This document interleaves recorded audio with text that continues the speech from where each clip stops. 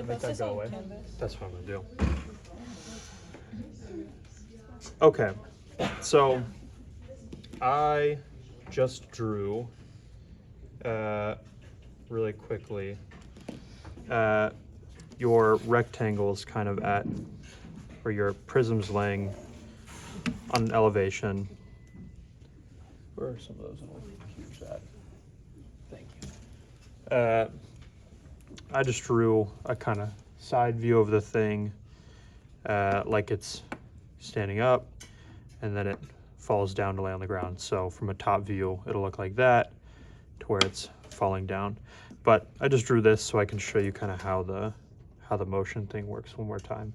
So so I didn't draw, you know, you would have the dashed lines in there and then here or whatever. But this is strictly about the kind of arc and getting it to fall down. So I'm going to use my compass to get this thing to fall down, because remember, something that I said last class was, in theory, if I was to put, you know, a pencil and attach it to the kind of corner of this object, if I dipped those corners in ink, and then I put a piece of paper back here, and I had the thing fall down, it would draw kind of a perfect arc. It would draw a perfect circle. So that's what we're going to kind of trace with our compass. So couple things that you have to kind of identify is you have to identify which one of these edges of the thing is we'll call it the hinge point. So, you know, just like a door hinges, there's going to be one kind of part of it that stays in the same spot the whole time, stays on the ground. So because we're falling down this way, we know that this kind of bottom edge is going to lift up off the table. This edge is going to fall down towards the table. That means that that is our kind of hinge point. So why do we need to know the hinge point? That's because we need to know where we're going to stick the sharp end of our compass. That sharp end of our compass for this kind of entire movement will not move at all away from that hinge point. It will not move here, here, here, anywhere. It will always stay right here.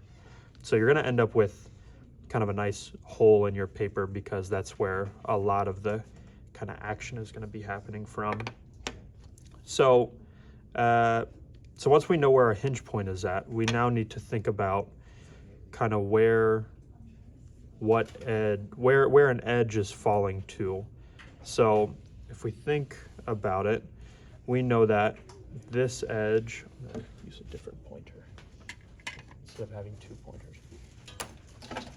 We know that this face of this thing, which is here, that face of that thing is going to be the one that hits the ground. So this edge is going to fall to be this edge, which means this edge will kind of be up in the air, and this bottom edge will land right here. The reason we need to know that is because we need to be able to kind of match this corner point to this corner point. We need to know that this is going to end up here, not that that's going to end up there. I think that's a mistake that a lot of people make, is they think that this corner is going to end up here. It's not. It's going to end up down here on the ground. So what does that mean? That means that we need to put our compass in the hinge point. We need to put our graphite up to that first corner, get it perfectly lined up. The more accurate you are with getting that lined up perfectly, the more accurate and easy it's going to be to draw the rest of this stuff. So line up that graphite from the hinge point to the edge point and get your arc going in there. And it should perfectly hit that kind of point as it contacts the table. If this is way off, if your graphite is ending up here or something, that means that one of your measurements is off. It should line up perfectly. So I'm going to draw 3 arcs. I'm going to draw that one, which is your kind of leading edge of the thing. I'm going to draw an arc from this corner to where it will land down here, and I'm going to draw an arc from this corner to where it will land here. So you are going to have to adjust your compass to do that. So the kind of length of this is different than the length of this. So that adjusting your compass doesn't mean you're doing it wrong. That's right. So again, sharp point on that hinge point and then graphite on the corner. You are going to have that arc go like above. That's totally right. And it should, again, perfectly hit that corner that you drew. Can you see these arcs on the camera, kind of? Okay. Yeah, so from that corner, strike it down to where it meets there. You don't need to continue it all the way to the ground, just until it hits that point. Then for the last one, again, sharp point on the hinge point and the graphite where it meets that corner. Get that as perfect as you can. And draw that last arc, which I did not get that perfectly. That's why it's off. I would, if it is off like that, I would erase that and redraw this little thing. But that's why you want to try to really focus when you're drawing that arc and get it kind of as perfect as possible. It's off again, but for the sake of brevity, I'll move on. You want that to be perfectly contacting that. Okay, so now I have 3 arcs drawn. Always from the sharp point here, from that corner to its corresponding corner on the ground. This one corresponding, this one corresponding. Cut. That is like phase 1 of doing this thing. I think the mistake people make is not thinking hard enough about where the corner is going to kind of land. So make sure you're thinking through that. All right.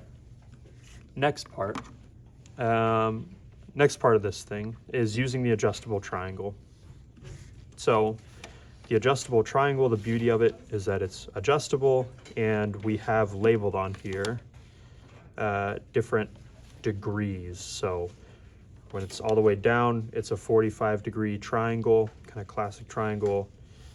Wherever you put this red line, or different brands look different, but essentially it's the same thing. Wherever that line goes is what degree you're on.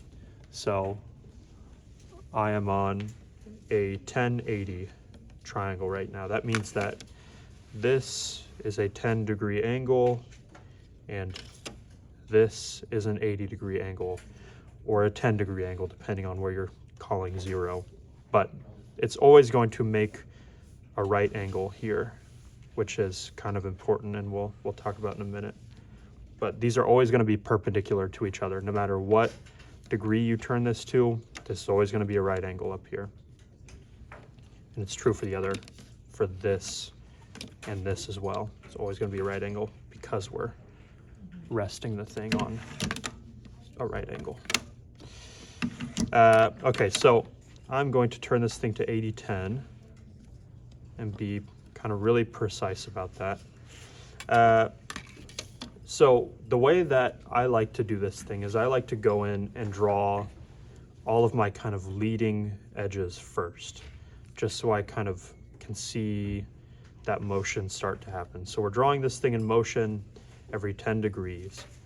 So I know if I'm taking this prism and I am making it kind of fall down this way, again, this is showing you a kind of side view of the thing. If I'm making it fall down, I want to see it every 10 degrees. That means that this angle is going to go from kind of straight up and down, straight north and south, to leaning a little bit, kind of pointing up to the right. So I need to rotate my triangle without adjusting this thing, because I know I need 1080 degrees. I need to rotate my triangle in a way to where I get a kind of line that goes up to the right.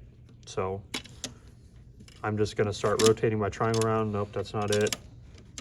Okay, there it is. There's that kind of slightly leaning angle. You'll get into the groove of like the exact movement of what you need to do, but for now is just twist the triangle around until it's on here somewhere. Okay, so I need to draw that leading edge. Again, it's always starting at that hinge point. This thing is going to intersect that hinge point. That's where this line is going to start.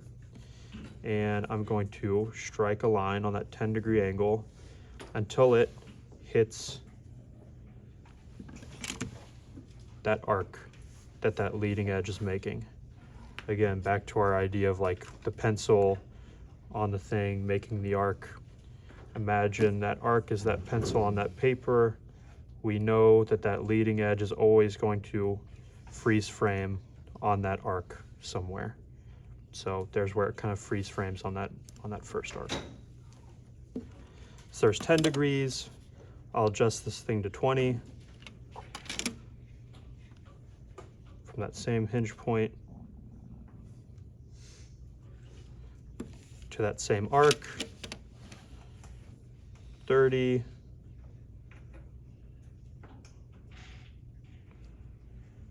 Hinge point to the arc. And 40. Hinge point to the arc. Okay. Now here's where people kind of get lost sometimes is, well, I can't go, I was having a fun time moving my triangle kind of down, down, down, down, but I can't go down any further than 45. So that's why there's kind of two numbers on here. So once we get to that 40, 50, if we're calling this a 40-degree angle, we want to get a 50-degree angle. So the way to do that, again, is just by kind of like moving this thing around until you find, logically, right, this thing is going to be a line that's a little bit below here. So we're just going to move this thing around until we find it, which is here. We've got that line that's a little bit lower. So that's how we know we kind of switched to the other side of the thing. Hinge point to the thing, and then we start moving back up. So I'm moving to a 60-30, draw the line, and then you can finish the rest. But you obviously need to take this thing all the way until it gets to that 80-10, which will be a line like this till it hits the arc, and then the next one would be that 90-degree angle where it's laying flat on the thing. So you'll have this kind of fan of lines every 10 degrees going through the thing. Okay, so that's kind of like phase 2 is drawing that leading edge. Phase 1 being drawing the arcs, draw that kind of leading edge. Now the next thing we need to do is, and this is kind of the finishing move here, is finishing drawing that entire rectangle. So we're going to draw this entire rectangle kind of falling down. The thing to keep in mind, the thing that we know to be true about this thing, is that no matter where this is at in the world, rotation-wise, that this is always going to be a 90-degree angle. This object is never morphing. This is always going to be a 90-degree angle.